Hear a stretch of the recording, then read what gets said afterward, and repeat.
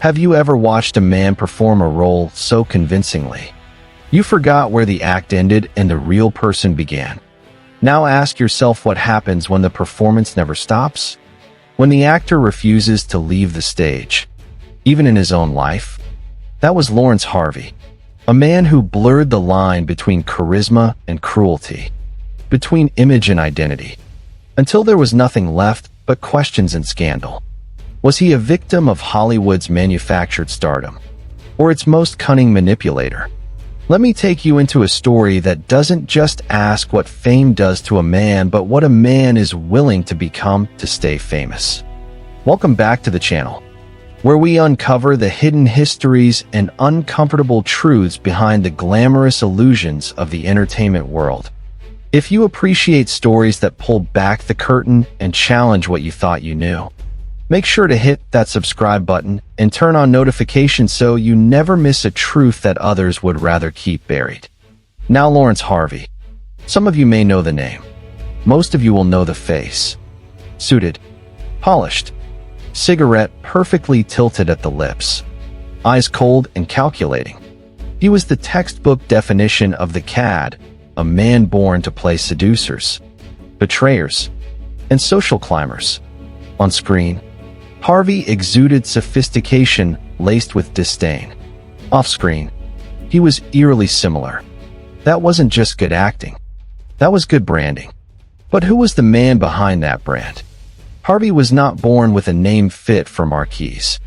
He was born Zvi Moshe Skikny in a tiny Lithuanian town in 1928. By age 5, his Jewish family fled rising fascism and settled in South Africa. He became Harry Skikny, the Arab boy with a foreign name in a country riddled with its own racial and cultural divides.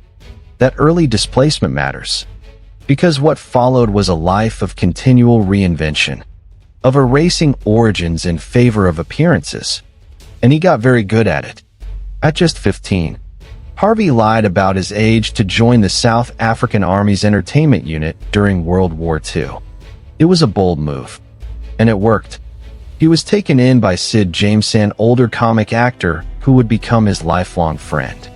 But more importantly, it was Harvey's first taste of performance as a survival strategy.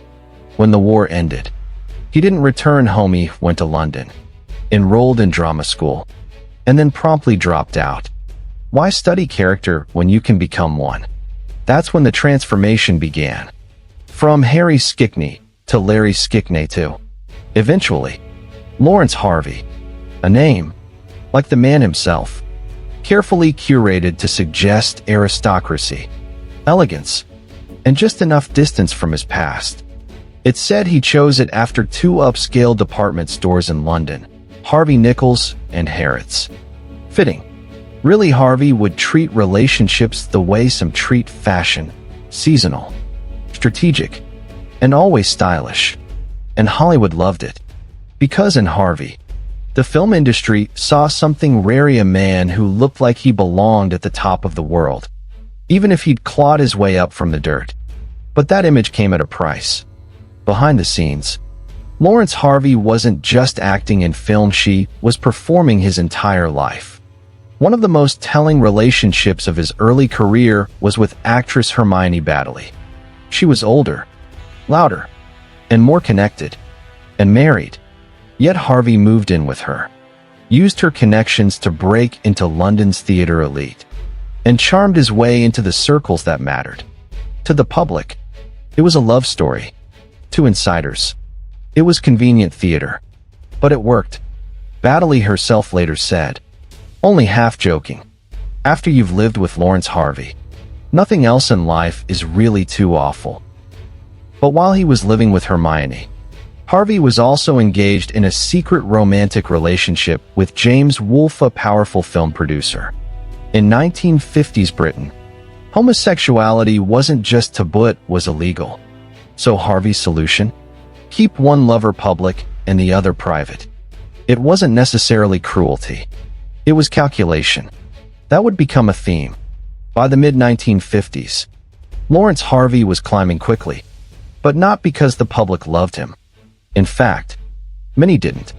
Even then, Audiences and critics found him cold, difficult to like, hard to trust, but they couldn't look away. That's the paradox. He didn't need to be loved to be unforgettable. He just needed to be magnetic, and that he was. It all came to a head in 1959 with Room at the top of film that seemed written just for him. Harvey played Joe Lampton, a working-class man who seduces his way into the upper crust of British society, leaving emotional wreckage behind. It was Harvey distilled, ambitious, charming, and ruthless. He wasn't acting. He was revealing. The performance earned him an Oscar nomination for Best Actor. Suddenly, Hollywood wasn't just interested, they were obsessed. Laurence Harvey had arrived. But here's the part no one wants to say out loud. Was it talent that brought him here? Or was it his willingness to manipulate, seduce, and shed whatever didn't serve the role? And if we reward people for doing that on screen, why are we so shocked when they do the same in real life? Laurence Harvey wasn't simply a flawed man. He was a reflection of something deeper, a system that rewards performance over principle, charm over character, and image over authenticity. And if you think that system disappeared with old Hollywood, think again. In the next chapter, we'll examine how Harvey's meteoric rise collided with ego, scandal, and betrayal, both personal and professional. Because the higher he climbed, the more enemies he made. And what goes up in Hollywood rarely stays there for long. Picking up where we left off, Laurence Harvey had just catapulted into international stardom with Room at the top. On the surface, it looked like a classic rags-to-riches tale, a scrappy outsider seducing his way into cinematic royalty. But as his public image soared, the private machinery behind it grew even more tangled, revealing a man who didn't simply act roles, she weaponized them. In Hollywood, Harvey quickly became the flavor of the moment. His striking features, clipped speech, and cold charm made him a unique presence in an industry obsessed with warmth and relatability. He wasn't the boy next door. He was the man upstairs, the one with expensive shoes, a locked past, and an agenda. Producers began courting him for prestige projects. But behind each contract was another layer of quiet maneuvering. Remember James Wolfe, the producer who had been Harvey's lover and early champion? His influence was still key to Harvey's momentum. But so was Harvey's ability to compartmentalize, on one hand, maintaining emotional and possibly physical distance from Wolfe. On the other, maintaining public romances with high-profile women that made his private life palatable to a conservative press. One of those women was Margaret Leighton, a celebrated actress married to a prominent publisher when Harvey set his sights on her. The affair was no tabloid fling, it ended in divorce and then marriage. For a while, Harvey and Leighton were the golden couple of British stage and screen. But gold, as we know, can tarnish. Behind closed doors, the relationship was volatile.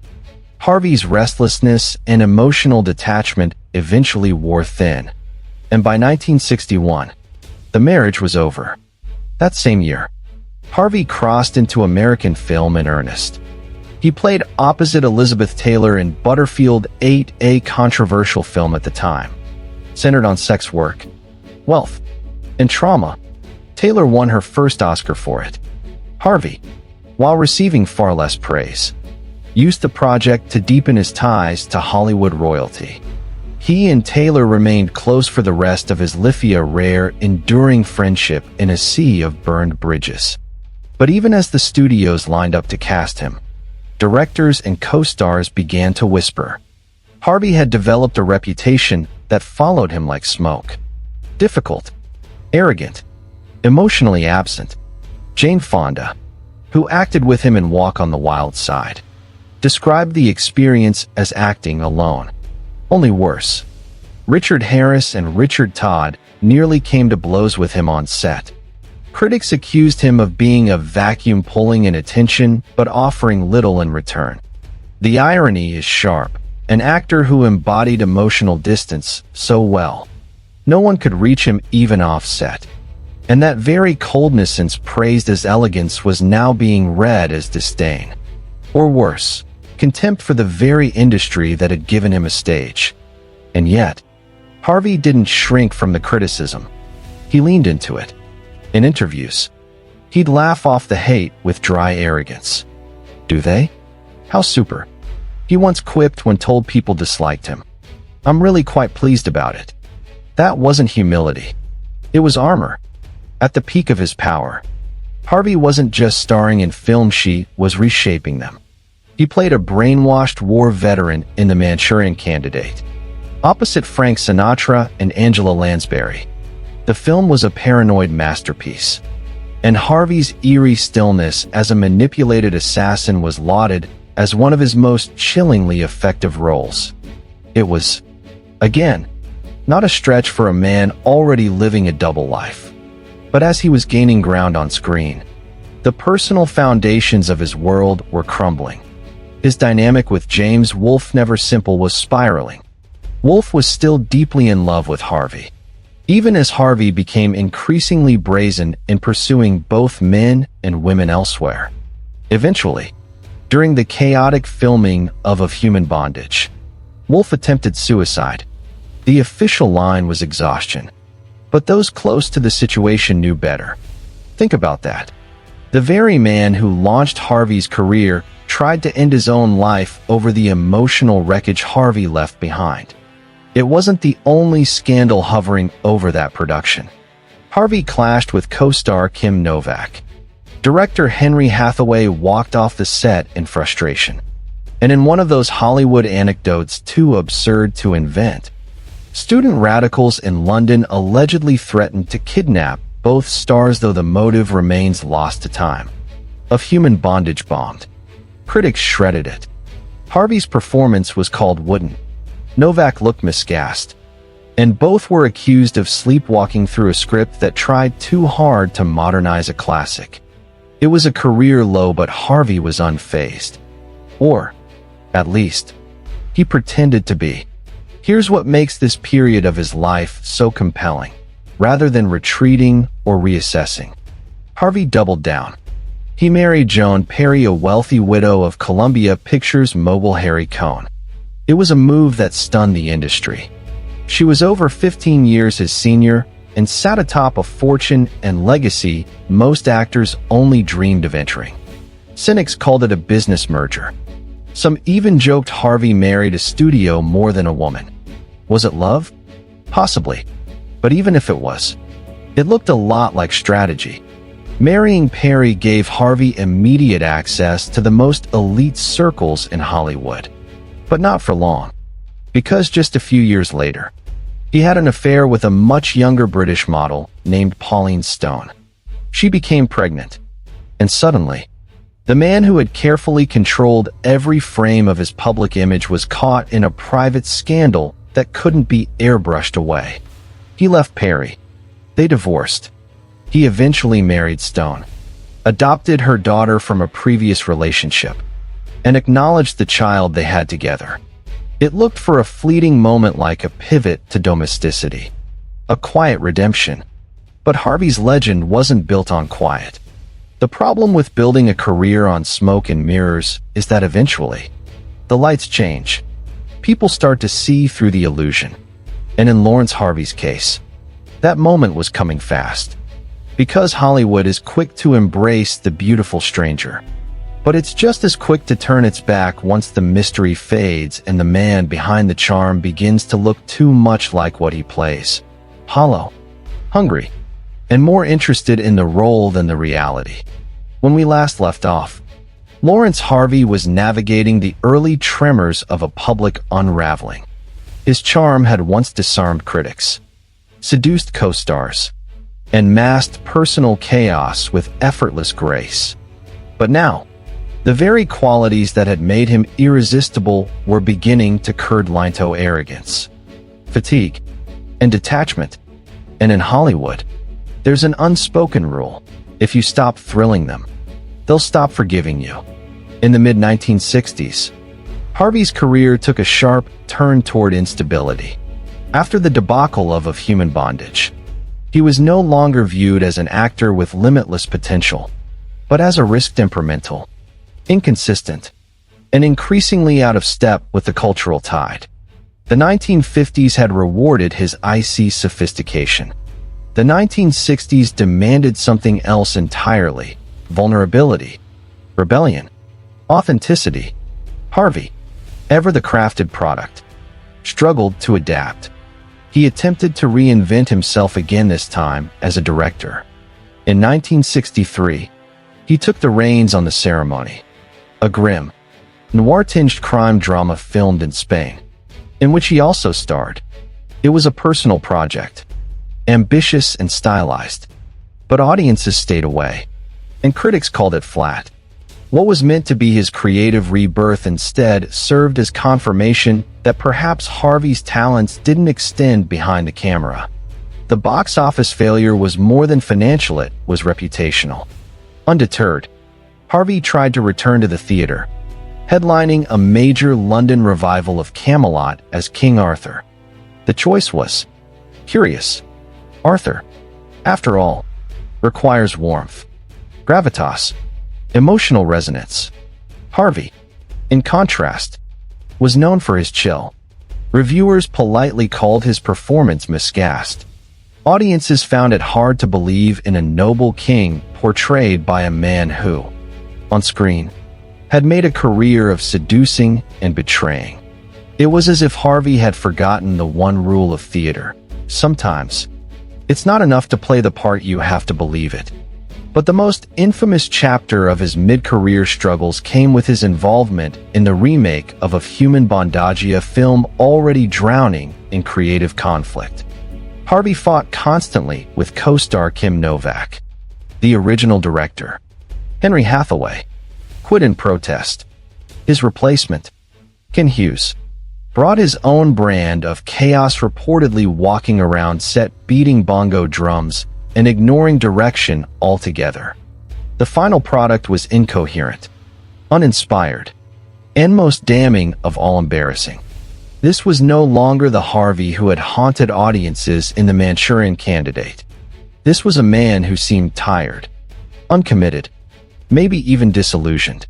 The studio tried to spin the film as edgy and modern. The critics weren't fooled. They tore it apart. And for Harvey, it marked a new reality. He was no longer a sure thing. He was now a man whose best performances were behind a man whose name no longer guaranteed success. And yet, in one of the most revealing moments of his career, Harvey didn't shrink from the damage. He tried to control it. When director Tony Richardson began adapting The Charge of the Light Brigade, Harvey discovered that part of the script was based on a book he owned the rights to. He saw a window and pushed through it. Harvey's team filed a legal complaint against the production for copyright infringement, forcing Richardson to pay a settlement and crucially cast Harvey in the film. It was a bold move. Aggressive. Classic Harvey. He wasn't being cast? Fine. He'd make them cast him. But Hollywood is built on ego. And directors don't forget strong-arm deals. Richardson reportedly gave Harvey a small role as a Russian prince and then cut nearly all of his scenes. One version of the story even claims that Richardson filmed Harvey's scenes French, a term meaning he rolled the camera with no film inside, just to satisfy contractual obligations without giving Harvey a real appearance. In the final edit, Harvey is barely visible, a blurred background figure, a ghost in a production he'd fought so hard to enter. It was both poetic and brutal. A man who had once forced the world to look at him was now being carefully erased. Still, Harvey refused to admit defeat. In 1968, while filming A Dandy in Aspic, his director died unexpectedly mid-production. Rather than halt the project, Harvey took over, directing and acting simultaneously. The result was a Cold War spy thriller that critics mostly dismissed. But even among the negativity, there was a recurring note: this story of double lives and shadow identities oddly suited Harvey's persona. In some ways, It was the most autobiographical film he ever made. It was also his last significant role. From there, Harvey drifted. He took smaller parts, indulged in strange artistic experiments, including a jazz poetry spoken word album, and made cameo appearances that verged on parody. In The Magic Christian, he appeared as himself performing Hamlet, and then stripping mid-monologue. Audiences laughed, but the subtext was devastating. Harvey had become self-aware enough to mock his own fading image. Or perhaps it was one last performance, a cry for relevance in a world that had already moved on. And yet, not everything about his decline was public. Behind the scenes, his personal life was again in turmoil. The affair with Pauline Stone had cost him his marriage to Joan Perry. He now had a new daughter, Domino, and a blended family he tried to present as stable. But gossip columns kept circling. His past scandals hadn't faded, just quieted. And the industry, though still respectful, had largely closed its doors. Even those who admired him began to see the contradictions. One friend, writer David Ambrose, once described Harvey as vulgar, insecure, and a chancer, but also honest, funny, and oddly likable. That duality, charm and cruelty, arrogance and self-awareness, followed Harvey to the end. Because what happens when a man builds an identity on smoke and mirrors, and suddenly, the mirrors crack? By the late 1960s, Laurence Harvey was no longer the man Hollywood whispered about with envy. Now, they whispered about him with caution or not at all. The elegant menace that once defined his screen presence was beginning to erode, replaced by something more haunting. The realization that behind all the refinement, all the tailored suits and controlled smirks, stood a man frantically trying to hold the illusion together. Harvey's public image had always relied on tension between charm and distance, between beauty and disdain. But privately, that tension was pulling him apart. His affair with Pauline Stone, which had shattered his marriage to Joan Perry, was more than a romantic scandal. It was a rupture in the blueprint of his life. He had built a career on strategy each relationship, each reinvention, another calculated step toward greater stature. But this time, he didn't control the narrative. The press did. Stone's pregnancy in 1969 was impossible to hide. And when the truth emerged, it exposed more than infidelity. It revealed a pattern. Harvey, once again, had leveraged lover something passing for it for personal navigation. He married Stone in 1972, adopted her daughter from a previous relationship, and legally recognized their child, Domino. On paper, it was a responsible step, but for those watching, it read like crisis management.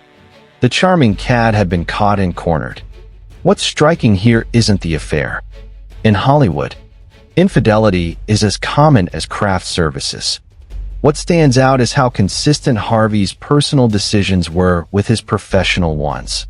Opportunistic, controlled, emotionally distant. His relationships, like his career choices, were rooted in advantage. But advantage fades when time turns against you. And in the 1970s, Tom was doing exactly that. Harvey's film choices became increasingly strange.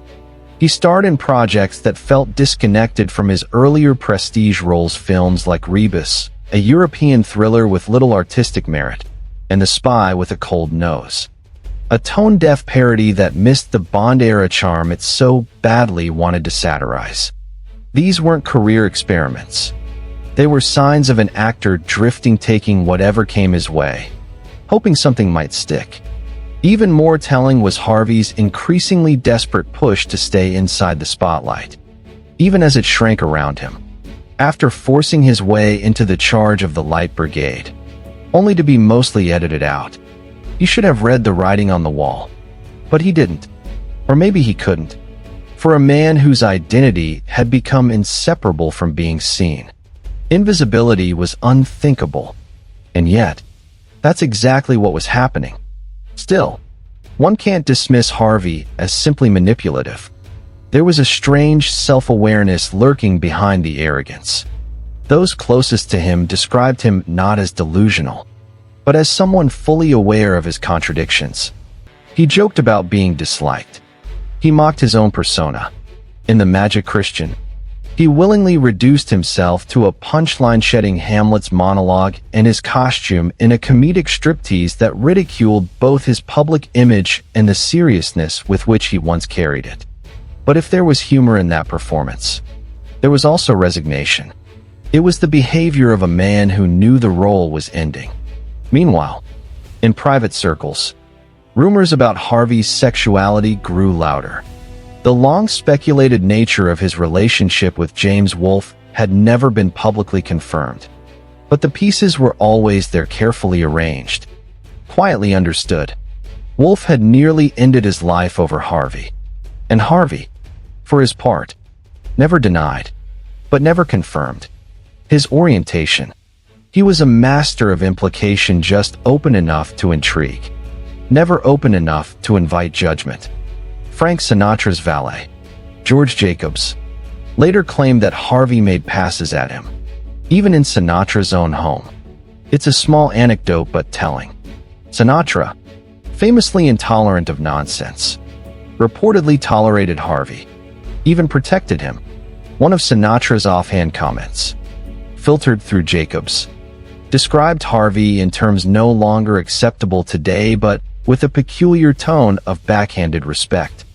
Sinatra, it seemed, understood the triple burden Harvey carried: gay, Jewish, and foreign. In old Hollywood, any one of those was a liability. All three, a sentence to lifelong self-censorship. That context matters, because for all of Harvey's manipulation, all of his careful image curation, he was also navigating a time and industry that would not have accepted him if he had been fully himself. So he became something else, something glamorous, something untouchable, and in doing so, he disappeared inside the very mask that brought him success. Even his daughter's name, Domino, feels symbolic in retrospect, like a final metaphor for a man who spent his life setting pieces in motion, only to watch everything fall, one connection at a time. By 1972, Harvey was still trying to recapture the magic. He appeared in an episode of Night Gallery, Rod Serling's dark anthology series, and gave one of his most chilling performances. In The Caterpillar, he played a cruel colonial officer who arranges for an earwig to burrow into a rival's hedonly for the plan to backfire. It's a gruesome story of mental decay and ironic justice. And for Harvey, it was the perfect role, a suave villain undone by his own schemes, unraveling from the inside out. Viewers found the episode terrifying. Critics called it one of the series' best. But what no one said, at least, not publicly, was that Harvey wasn't just acting. He was channeling something. Perhaps the fear of consequences catching up. Perhaps the exhaustion of years spent lying in plain sight. Because here's the truth. Even the best performances have a shelf life. And when your entire life has been one long performance, the cost of maintaining it grows unbearable. As the 1970s moved forward, Harvey faced one last, irreversible truth. His body was failing. The same charm that once deflected hard questions could no longer hide the physical changes. He grew thin. His energy faltered. Whispers began to circulate that something was wrong. And yet, true to form, denied everything. As the 1970s unfolded, Laurence Harvey found himself in unfamiliar territory, not a film set, not a theater stage, but a shrinking space of relevance. His once glittering name now drew polite curiosity instead of breathless admiration. The offers were fewer, the headlines more muted. Yet, in true Harvey fashion, he refused to acknowledge the fading spotlight. Because for someone who had turned reinvention into survival, surrender simply wasn't in the script. But nature doesn't read scripts. By 1973, Harvey's appearance had begun to change drastically. He was thinner, Paler, tired in a way makeup couldn't mask. Industry whispers hinted at illness. Some speculated cancer. Others chalked it up to years of hard-living smoking, drinking, late-night excess. But when asked directly, Harvey dismissed it all with the kind of flippant confidence that had once charmed journalists and fans alike. "I'm fine," he told reporters, busier than ever. It was the most dangerous performance of his life, the role of a man who wasn't dying. The reality was far more brutal. Harvey had been diagnosed with an aggressive form of gastrointestinal cancer, and by the time it was discovered, the disease had advanced beyond treatment. It wasn't a slow descent, it was a swift, irreversible collapse. But even as his health deteriorated, Harvey continued to work. He had 2 films in pre-production. One was a drama about the infamous Kitty Genovese case. The other, a caper comedy called Cockatrice. He also held out hope for the completion of The Deep, a stalled thriller he'd been shooting with Orson Welles and Jean Moreau. Harvey clung to these projects like life rafts, not just because of professional pride, but because of something deeper, the belief that staying busy could somehow outpace mortality. If he kept moving, maybe death wouldn't catch up. But it did. On November 25th, 1973, Laurence Harvey died at the age of 45, in his London home. The official statement said little beyond the basic facts. But those who had seen him in the weeks prior knew this ending had been coming fast and hitting hard. Hollywood was stunned. Despite his controversies, Harvey's death still felt sudden. And among those who mourned him most visibly was Elizabeth Taylor. The bond between them had lasted over a decade. She had visited him just weeks before his passing. In a statement to the press, she called him one of the people I truly loved in this world. She said that his death made the sun a bit dimmer. Coming from someone who had stood beside legends, the words carried weight. But public grief is one thing. Legacy is another. And Harvey's legacy remains complicated. He was never a Hollywood everyman. He didn't play heroes or underdogs. He wasn't the guy audiences wanted to root for. He was the guy they couldn't stop watching sharp, aloof, impossibly styled, and emotionally sealed. He thrived in roles that required detachment, manipulation, and charm edged with cruelty. Roles that mirrored, too uncomfortably, how many viewed him in real life. The New York Times obituary captured it well. Harvey was the screen's perfect pinstriped cad, capable of making aristocratic boredom captivating, and heartbreak seem like a tactical maneuver. He wore disdain like others wore perfume intentionally, unmistakably, and in heavy doses. But what the obituaries didn't say, what few dared to explore, was the cost of playing that character too long. By all accounts, Harvey lived most of his adult life behind layers of persona. He changed his name. He changed his voice. He curated his friendships, romances, and even scandals with the same precision he brought to blocking a scene. It wasn't narcissism. It was armor. And beneath that armor, a man driven by fear as much as ambition. Fear of being irrelevant. Fear of being ordinary. Fear, perhaps, of being known too deeply, especially in a time and industry where being different wasn't just risky. It was career suicide. Harvey's refusal to publicly address his sexuality wasn't just cowardice. It was survival. In the 1950s and 60s, leading men couldn't afford transparency. They were expected to project strength, virility, and uncomplicated desire. And Harvey, already marked by his foreignness and cool demeanor, understood the stakes. So, he smiled. He seduced. He married. And privately, he compartmentalized. It's easy to judge him now, through the lens of modern values. But that lens forgets context. Harvey didn't just battle critics or co-stars, battled an entire cultural structure that demanded conformity and punished vulnerability. His identity wasn't hidden. It was negotiated. Even in death, his story continued to unfold with quiet irony. Harvey was buried in Santa Barbara, California. Years later, his daughter Domino, who lived a troubled life of her own, was laid to rest beside him. She died in 2005 at the age of 35, after struggling with addiction and a chaotic adulthood that included stints as a model, bounty hunter, and tabloid fascination. Her life, in many ways, echoed her father's: high drama, shifting identity, and an early end. Together, their names rest on the same grave, two lives marked by beauty, tragedy, and the blurring of performance and reality. And so we return to the question we asked at the beginning of this story. Who was Laurence Harvey? Really? A cynic? A seducer? A calculated social climber? Yes, to all, but also something else. A man who understood the world would never fully accept him as he was, so he built a version of himself that it would. A man who made a career out of coolness, but may have been freezing inside all along. A man whose final performance wasn't on camera, but in the quiet months before his death, smiling, planning, and pretending, even as the curtain drew closer.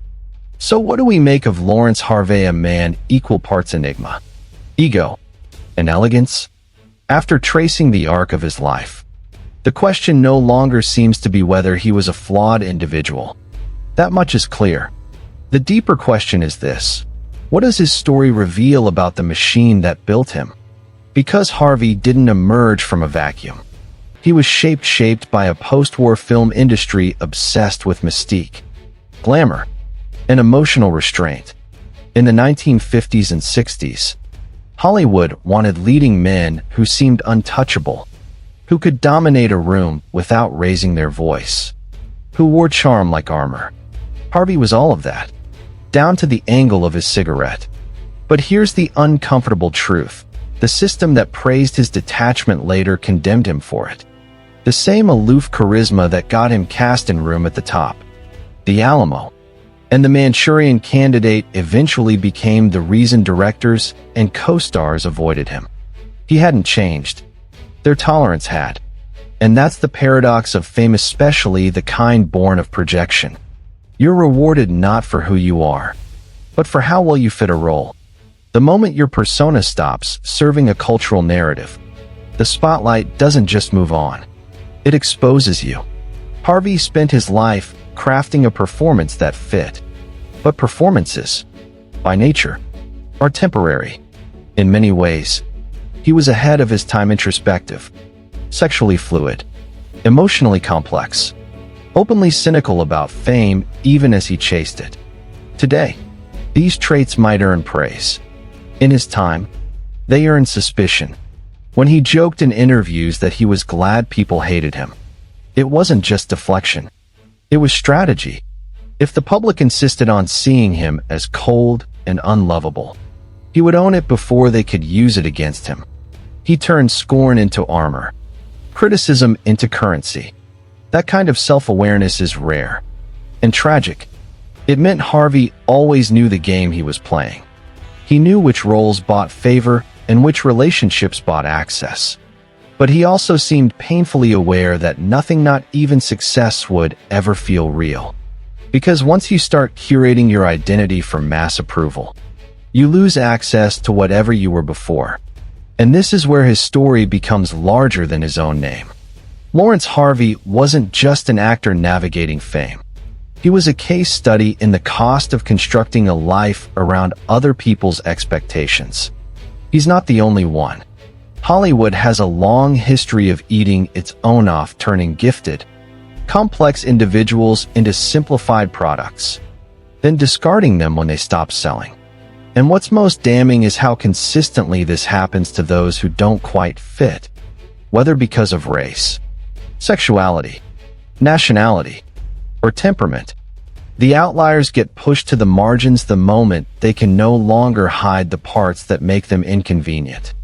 Harvey, with his Lithuanian roots, South African childhood, ambiguous sexuality, and unapologetic ambition, was inconvenient from the start. He simply outperformed his own disadvantage until the performance wore thin. Even his daughter, Domino, couldn't escape the script. A bounty hunter, an addict, and eventually a casualty of the same forces that haunted her father's expectation, distortion, and the public's appetite for spectacle. Her life, like his, was sensationalized and misunderstood, and her early death, like his, felt both shocking and inevitable. There's something eerie about the symmetry, and maybe that's the real story here, not of one man's rise and fall, but of the systems we continue to uphold. Systems that tell people to be larger than life, but punish them when they actually try. That reward seduction but reject sincerity. That demand perfection, but only on the surface. Laurence Harvey was not a good man in the traditional sense. He hurt people. He used people. He concealed truths that might have liberated others. But he was not a villain, either not in the moralistic sense. He was, in the clearest terms, a survivor. And in a town that feeds on vulnerability while demanding invincibility, survival often looks like cruelty. When we look back at his performances now, especially in roles like Joe Lambton or Raymond Shaw, they feel eerily autobiographical. Men who are hollowed out by ambition. Men who can't connect. Men who seduce to survive. That's not just acting. That's a mirror. Harvey once said, "To bare your soul to the world, I find that unutterably boring." It sounds glib, dismissive, but maybe it was also a confession. Maybe it wasn't that he didn't want to show his soul, maybe he wasn't sure he had one left to show. Because when you spend your entire life curating a version of yourself for public consumption, eventually the real self either disappears, or it dies quietly, long before your body does. And when you finally do pass, whether in a hospital bed, a lonely house, or, like Harvey, behind the closed doors of a Hampstead home, you're left with the question, was any of it real? The fame, the charm, the love, the applause, or were they all just lights on a stage that went dark the moment you stopped performing? In the end, Laurence Harvey lived and died by the rules of the performance. He mastered the art of being seen, but perhaps never truly known. And in that, he wasn't just a product of old Hollywood. He was a warning, one that still echoes today, in every carefully curated Instagram profile, every manufactured influencer brand, every public persona hiding a private void. Because behind every perfect image is a human being wondering quietly how long they can keep pretending. And maybe, just maybe, wondering what they've already lost by trying. So maybe Laurence Harvey was never meant to be loved, only watched, admired from a distance, dissected in retrospect, understood only in fragments. Not because he was unknowable, but because he made a conscious choice to be unknowable. And maybe that's the part we should be most uneasy with. What happens when someone becomes so good at pretending, they forget how to stop? Or worse, what if the pretending becomes more real than anything else? Harvey's life didn't end in scandal. It ended in silence. No public breakdown. No confession. Just a man who once dazzled the world, quietly exiting stage left, with only a few people still looking. For a man who lived on attention, that's the cruelest twist of all. And yet, there's something hauntingly familiar in his story. In a world now obsessed with curated identities, filtered truths, and polished personas, maybe we're all a little more like Laurence Harvey than we care to admit, crafting versions of ourselves to be seen, while slowly forgetting what it feels like to simply be. So before we move on, before we scroll, click, and judge the next public figure or social feed, ask yourself, how much of what you show is real? And how much is just the performance you hope they'll believe? Thank you for staying with us until the end. And if you're the kind of person who believes the most uncomfortable truths are the ones worth exposing, don't forget to hit subscribe. Because here, we don't look away. We look deeper. Subscribe now, so you never miss a truth they'd rather keep hidden. Until next time. Take care of who you are beneath the mask. And as always, sweet dreams.